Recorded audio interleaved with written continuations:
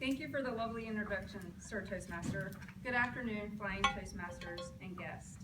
In his book, The Opportunity Equation, Eric Schwartz, descendant and namesake of the FAO Schwartz toy store family, who is connected to a powerful social network, describes the opportunity equation this way. American capitalism and our democracy rest on the idea that differential results for individuals are 1 part luck and 2 parts effort and ingenuity. If that equation flips and career success becomes only a little about differential effort and talent, and mostly about what zip code you were lucky enough to be born into, then we've lost the American identity. He founded and led as CEO Citizen Schools, a nonprofit organization dedicated to helping all children discover and achieve their dreams. Citizen Schools mobilize a team of citizens to enable public middle schools in low-income communities to provide a longer learning day rich with opportunities. Their deep partnerships with schools put young children on track to succeed by connecting the resources of communities, companies, governments, and philanthropies. Now, let's step back 4 decades to be exact, the opposite side of the socioeconomic scale. Imagine you're 17, unwed, finishing high school with dreams to pursue a college education, the first of anyone in your family, but you find out you're pregnant with your first child.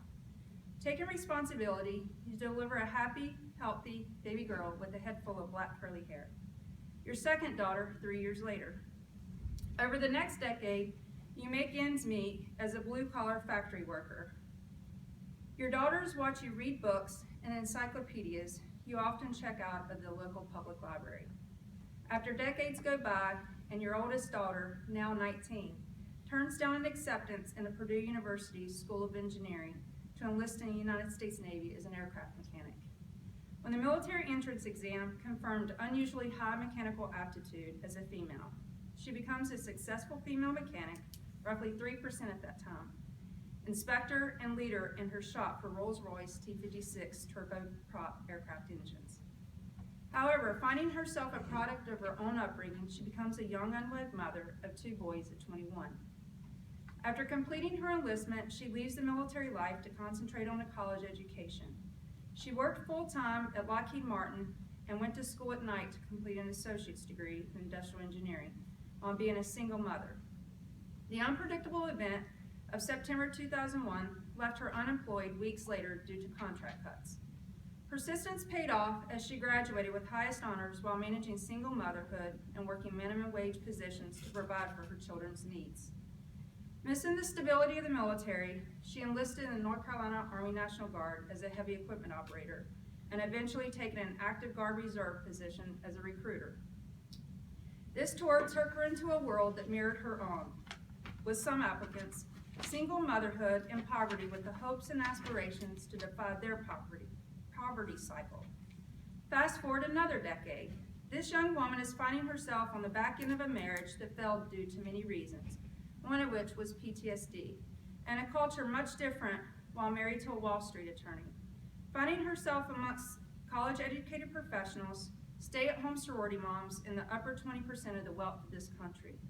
Returning to school while pondering quitting, as well as being asked to pick a less demanding degree, she completed a Bachelor's of Science in Mechanical Engineering. Of the challenges, this was perhaps the most rewarding, as she was in a classroom of people 10 to 12 years younger with little to no life experiences.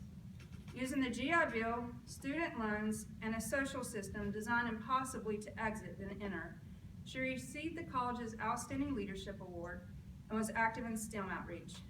In her first professional engineering position, she was approached to star in marketing ads like UNC Charlotte's Veteran Campaign, #ILookLikeAnEngineer, while at Sikorsky Aircraft, and a Master of Ceremonies for the 50th Heritage Reception introducing a Harvard Business graduate.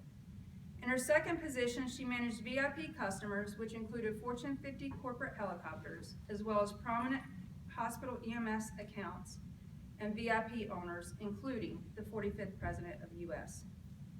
She managed a $2 billion portfolio that totaled $14 million in aftermarket spares. She enrolled in graduate school in August of 2016 less than 2 years after completing her bachelor's at the age of 38.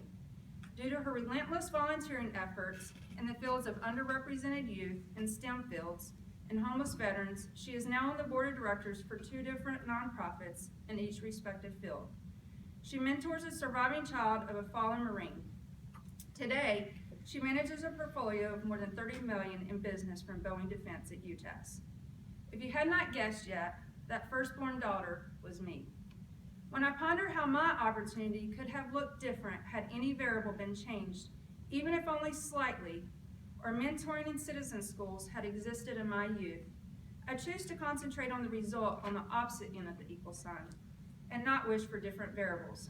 While mine were drastically different than Eric's, our outcome has resulted similarly, one of service, helping others change their opportunity equation variables, if only one person at a time, and perhaps inspiring them and others while leaving the world a better place. Today, I hope in my time allotted, or more, and many more characters than that of a tweet, that perhaps I left you pondering your own opportunity equation and how your American dream could or would have been altered had any variable in the equation been much different. I personally think that Eric's equation was missing one variable. Hashtag my opportunity equation. 1 part luck and 2 parts effort and ingenuity, all multiplied by attitude. Thank you.